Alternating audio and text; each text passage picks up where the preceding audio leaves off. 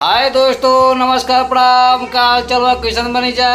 और देखिए आप लोगों को बता रहे हैं, दिखला रहे हैं। देखिए 76 घाट के पानी पिए वाली 76 यहाँ पर बैठी हुई है और 76 घाट का पानी पीती है। इसका आदत है, समझ गए? इसका यही आदत है। आदत नहीं खे, तार आदत नहीं खे। हमरा के कैसे बोलता है? कैसे बोलता है? हाँ? मरत मरत मरत मरत मुझे दे दो के तार कपड़ा फाड़ दिया। अब हम का करम? समझ गेलो? हम लंगटे का के भगा दे। अच्छा, और धोखा मिलो ई हमरे नदानी है।